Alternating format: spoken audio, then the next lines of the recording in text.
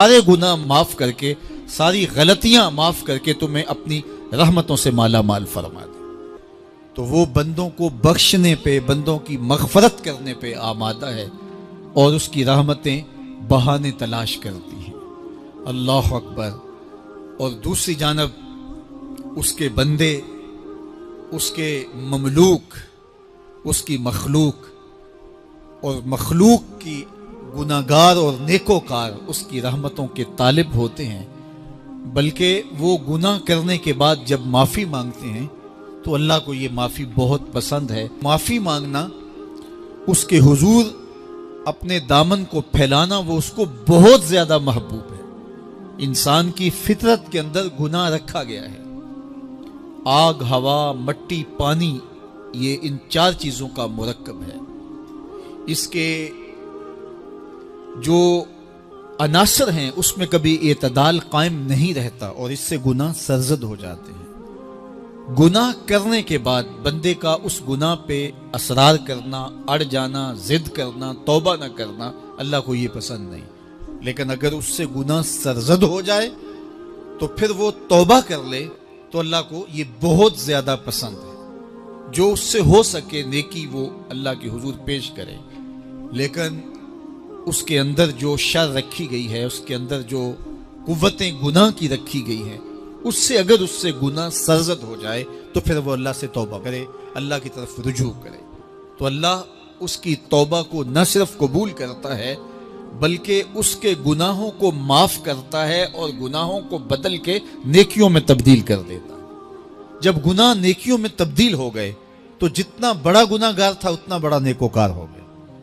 حضرت سیدنا عمر رضی اللہ تعالیٰ عنہ بازار میں جا رہے تھے تو ایک شرابی نے ہاتھ میں بوتل پکڑی تھی شراب کی، تو حضرت عمر ہاتھ میں درہ رکھتے تھے اور آپ کا جاہ و جلال دیدنیت ہوتا، تو جو ہی حضرت عمر رضی اللہ تعالیٰ عنہ کو اس نے دیکھا تو ڈر گیا اور دل ہی دل میں کہا، اے اللہ آج عمر کے قہر سے بچا لے، میں تیری بارگاہ میں سچی توبہ کرتا ہوں، اور جلدی سے شراب کو بغل میں چھپا لیا۔ اتنے میں حضرت عمر سر پہ پہنچ گئے اور گرج کر کڑک کے کہا کہ یہ تیری بغل میں کیا ہے؟ چونکہ اس کو بوتل چھپاتے دیکھا تھا تو وہ ڈر گیا اور ڈرتے ڈرتے کہنے لگا، حضرت یہ سرکہ ہے۔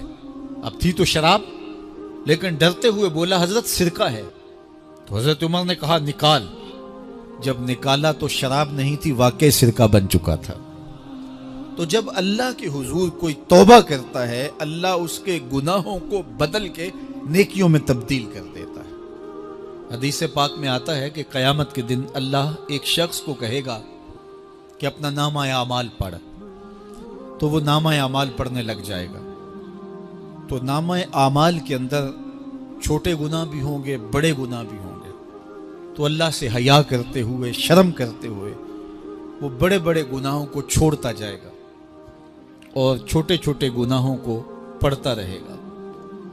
جب وہ سارے گناہ پڑھ چکے گا اور کتاب ختم ہوگی تو اللہ تعالیٰ اسے فرمائے گا، میرے بندے تو نے یہ جتنے گناہ پڑھے ہیں میں نے سب کو بدل کے نیکیوں میں تبدیل کر دیا۔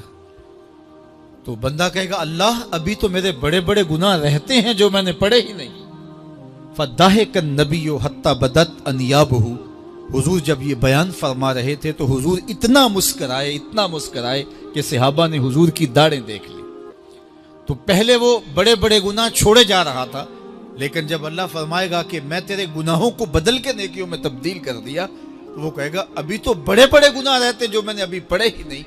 تو جب کوئی بندہ اس کے حضور توبہ کرتا ہے، اللہ یہ نہیں دیکھتا اس نے گناہ کتنے کیے ہیں، یہ دیکھتا ہے بندہ آیا میری چوکھٹ پہ ہے، تو اللہ اس کے پچھلے سارے گناہ معاف فرما دیتا ہے۔ اللہ اکبر۔ میرے اور آپ کے آقا و مولا نے اللہ کے حضور توبہ کرنے اور اس پر اللہ کی خوشی اور اللہ کی خوشنودی کا ذکر کرتے ہوئے ایک مثال بیان فرمائی کہ ایک شخص صحرا میں سفر کر رہا تھا، تو وہ ایک درخت کے نیچے دوپہر کاٹنے کے لیے، سستانے کے لیے رک گیا اور درخت کے ساتھ اپنے اونٹ کو باندھ دیا اور خود لیٹ گیا تاکہ دوپہر کاٹ لوں۔ تھوڑی دیر کے بعد جب اس کی آنکھ کھلی تو اس نے کیا دیکھا کہ اونٹ ماں ساز و سامان کے ساتھ غائب ہے۔ اب صحرا میں اونٹ کا گم ہو جانا گویا زندگی چلے جانے کے مترادف ہے۔ تو اس نے دائیں بائیں بھاگ دوڑ کے دیکھا کہ کہیں اونٹ کا نشان مل جائے، لیکن اونٹ کا نشان نہیں ملا۔ تا حد نظر کوئی انسانی آبادی نہیں۔ وہ بھاگا اور تھک ہار کے دوبارہ اسی درخت کے نیچے بیٹھ گیا اور پیاس سے ہلکان ہوا جا رہا تھا، اور درخت کے ساتھ ٹیک لگا کے لیٹ گیا اور موت کا انتظار کرنے لگا۔ جن لوگوں نے صحرا کا سفر کیا ہے ان کو اس بات کا اندازہ ہوگا کہ کئی 100 میل تک انسانی آبادی ہی نہیں، اب نہ کچھ کھانے کے لیے بچا نہ کچھ پینے کے لیے بچا، اونٹ بھی غائب ہو گیا، توشا بھی ساتھ ہی چلا گیا، تو اب ظاہر ہے سیدھی موت ہی نظر آ رہی ہے۔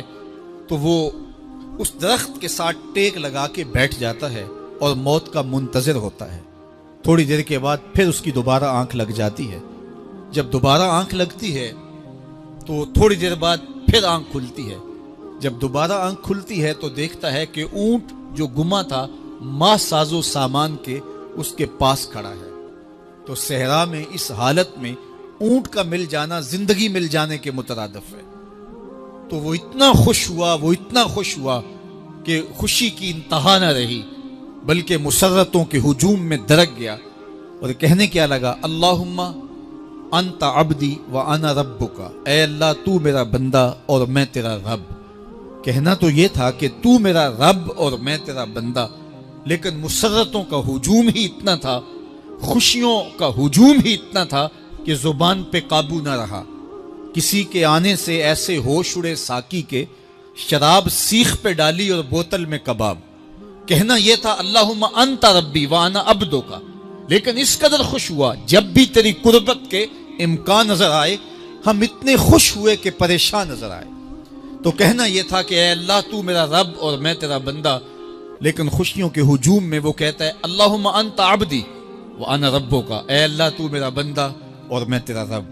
حضور یہ بات بیان کرنے کے بعد صحابہ سے پوچھتے ہیں کہ ذرا بتاؤ اس بندے کو کتنی خوشی ہوئی کہ خوشی میں زبان بھی قابو نہ رہی اور اپنے آپ پہ کنٹرول نہ رہا، اور خوشیوں کے ہجوم میں اسے یہ بھی پتہ نہیں چل رہا کہ وہ کیا بول رہا ہے۔ تو صحابہ نے عرض کی حضور بہت زیادہ اسے خوشی ہوئی۔ تو میرے حضور نے یہ بات کرنے کے بعد ارشاد فرمایا، جس طرح اس کو گما ہوا اونٹ ملا اور اس کی خوشی کی انتہا نہ رہی، تو فرمایا جب کوئی شخص توبہ کرتا ہے اور اللہ کے حضور پلٹ کے آتا ہے، گناہوں سے معافی مانگ کے اس کی دہلیز پہ آتا ہے، میرے حضور نے فرمایا اللہ اس سے بھی زیادہ خوش ہوتا ہے۔